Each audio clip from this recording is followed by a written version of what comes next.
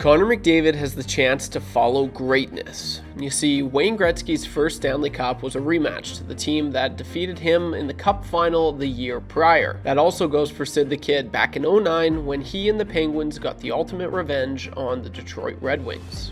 And now, it's Connor McDavid's turn. Or is it? Because even though things seem to be really clicking for this year's Edmonton Oilers, the reigning Stanley Cup champs look just as good, if not better, from last year.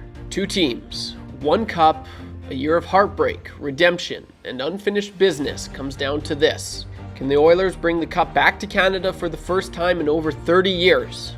Will Connor McDavid rewrite history following the footsteps of greatness before him? Only time will tell. In this video, I'll be giving you my thoughts on the series, sharing you why I think it's a little different from last year. We'll be comparing the teams, taking a look at some of the numbers, and at the very end of this video, I'll be giving you a prediction on who I think will win the ultimate prize. What is up, guys? Welcome back to another episode right here on Above Average. If you're new to the channel, thank you for clicking on this video. The support has been unreal. You guys have absolutely been crushing it, so let's keep it going and stay to the end of this video because I do have a very special announcement, something pretty cool. I kind of hinted at it a few videos ago, but I want to touch on it a little bit more at the end of this video. So drop a comment down below. The question of this video, I'm very curious about this. Do you guys have any game day superstitions? Drop a comment down below. Let me hear it. I'm very curious what you guys have to say.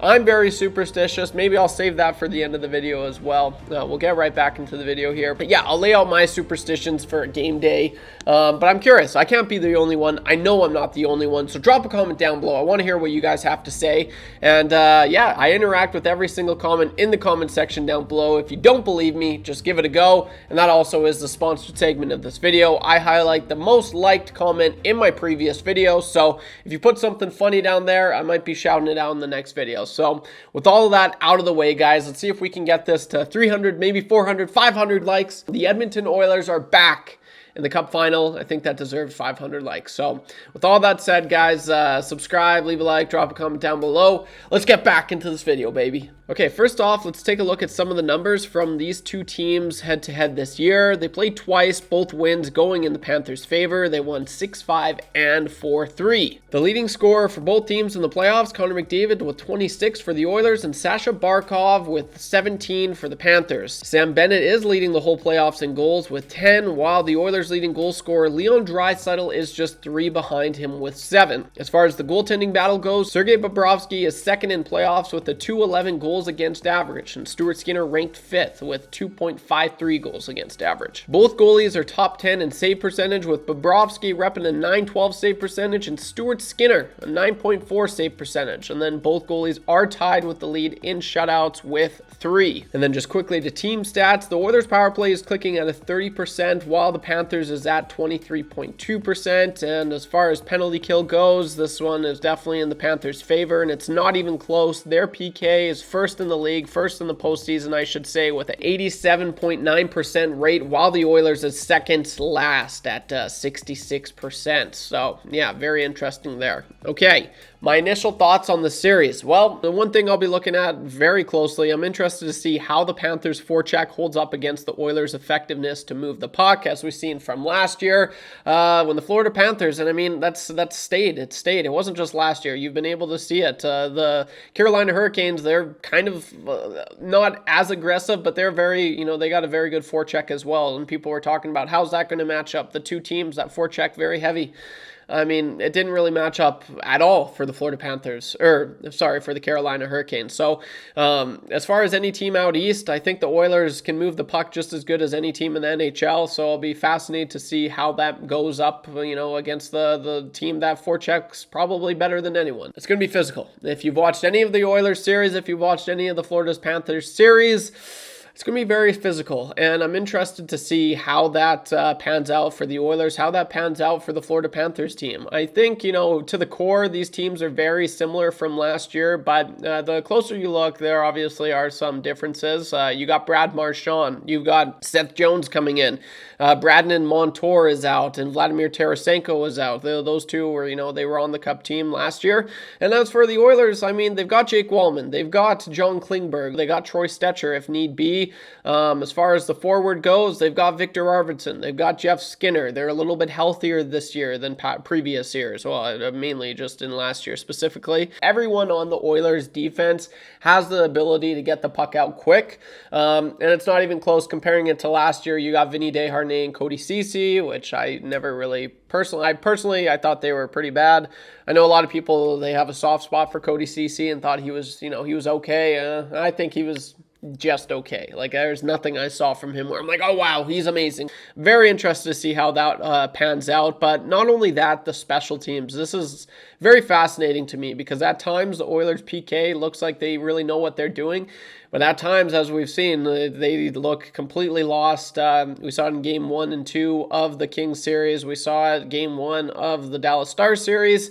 Yeah, the Oilers kind of just get in their funks, and they just completely forget how to kill a penalty. As for the Florida Panthers, they're just so aggressive on the PK. They are so aggressive that pressure never stops. So, yes, the Oilers, you could argue, maybe not as good as previous years. They still have a very, very good, a top 3 power play in the NHL.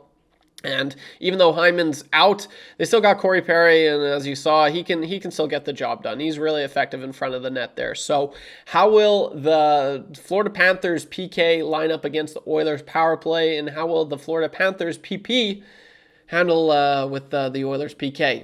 It's a fascinating matchup. I don't know. I'm very intrigued to see how that all pans out as well, I should say, because I don't know, like what do you pick? Do you pick the better power play and the not as good PK, or do you pick the better PK and the not as good power play? I don't know what you want here, but that's one thing I will say is, like, it's going to be crucial for the Oilers to be able to capitalize on their power play, just because the Panthers, like, they when they kill a penalty, you can tell, like, the whole team, it's contagious, right? Like, killing penalties in the playoffs, it goes a long way with your team. It's almost as effective, maybe not almost as, but it does a lot for your team. The motivation, it really gets the guys going. So when the Florida Panthers are killing all these penalties and they're just making it look like nothing, obviously that's going to affect the Oilers, and then it's going to be just a momentum booster for the Florida Panthers. So how will that pan out? I don't know. It's going to be crazy to see the matchup there. Another thing I'm fascinated to see is the goaltending battle. We've seen from the Edmonton Oilers at times, Stuart Skinner's looked lights out. Their backup goalie's 6-0 in the playoffs. That's kind of unheard of. And Stuart Skinner and Sergei Bobrovsky leading the NHL in the postseason in shutouts.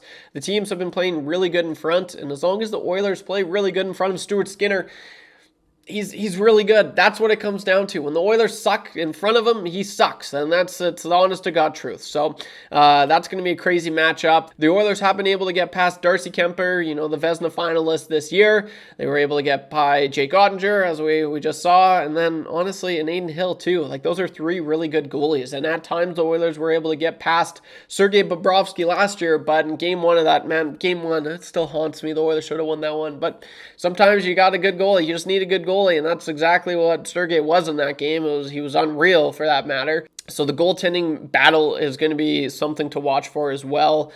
Like I said, the Oilers, they've been able to get past Sergei Bobrovsky, and not a lot of people remember this, but as far as numbers go, Stuart Skinner did outplay Sergei Bobrovsky in last year's Stanley Cup Final. So there is that. So read into that, don't read into that, I don't know. But that's something I'm going to be looking at as well. And one of the biggest things, I think, for Oilers fans, and it's nerve-wracking. Like, obviously, I've watched this, I've cheered for this team my whole entire life. But the one thing, I think the Oilers are better than the Toronto Maple Leafs. And I keep kind of going back to this. The Maple Leafs just brought the Florida Panthers to Game 7. Like, the Maple Leafs did that. I think the Oilers are far superior than the Maple Leafs. So, I always just keep going back. Like, this Florida team, they're unreal. They're good at everything. Rob Brendamore, they're the standard, as he said in his post-game presser there. They're the standard, which is totally true. But, man, at the end of the day, I keep on going back to the Toronto Maple Leafs. Like, that didn't even really play that good, I don't think. They took 2 games. They started that series up 2-0. Since then, the Panthers, they found another level, it looks like. But I just keep on reminding myself that, Trev. Okay? Okay. And then, lastly, if you made it this far, guys, why I think it's different than last year. There's a few things you can go about. I think they're healthier than last year. I think it's obvious they're more experienced than last year, but I've seen a lot of stuff online, and one of the biggest things for sure is just Connor McDavid. He will not he wants this as bad as, you know, anyone he wants it way more than anyone in the NHL. It's not even close. But I honest to God think there is no way he is going to let this Oilers team down again. He can't. It's you know, I talked about it, Wayne Gretzky. You know, the history writes itself in very weird ways, and I just think this is one of them. But, you know, Connor McDavid's been playing pretty good hockey this season, but a lot of people forget that people were really just criticizing him, like, oh, McDavid's kind of having an off year, and then game one of the playoffs, it's like, oh, okay, there he is, and then you watch game one of the Four Nations face-off, oh, there he is. So I think he's been really good in this playoffs, but I still think, and I don't think a lot of people are really expecting this or you know, because he is who he is at this point, and he set the bar so high, but I truly think that Connor McDavid is we're going to see some of the best hockey, not just from him, but ever, maybe in the series. And that is very exciting. And I just, the way he's carrying himself, and it's the job's not finished. It's that job not finished mentality that I think is going to take him and the Oilers to hopefully freaking to win the cup, baby. That's hopefully what I'm going for. So I don't know, guys. What are your thoughts? That's just my initial thoughts. Some things that I'm going to be looking at. The biggest things that I'll be looking at in this series, I guess. So drop a comment down below. Thanks for all the continued support. And it is that time of the video, brought to you by www.timetrackers.ca, where they work around the clock for you, whether you want a big clock, a small clock, or this clock right here. Drop a comment down below, because I might be giving you a shout out in the next video if you get the most likes. So it is that time of the video, and let's see. The most liked comment in my previous video was, okay, it looks like this. In regards to me saying, you know, the Hyman is done, this changes things. Okay, that was my last video. Mark H4545454.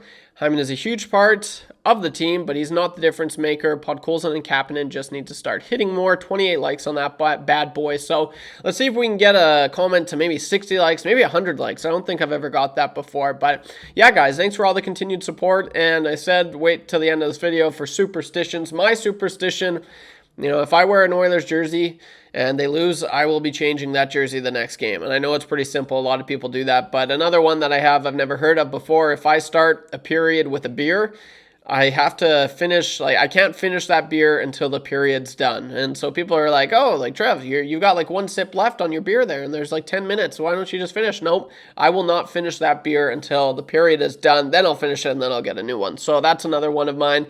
And then, yeah, I said stay to the end of the video, guys, because I just have this huge announcement. 1 million views. We officially reached it on the channel. Thank you to everyone who clicked on the videos over the last 4 years. Thanks for all the comments, the likes, the subscriptions, everything. It truly means the world, guys. When I saw that 1 million achievement on the YouTube page there, it was awesome. Like, I never thought I'd actually be able to do that. So it felt really good, but here's to 2 million and then 3 million, baby. We're just getting started. So thanks for all the continued support, guys. Seriously, from the bottom of my heart, it just means the world to me. Take her easy. I will see you in the next one. Don't be average when you can be above average. Peace.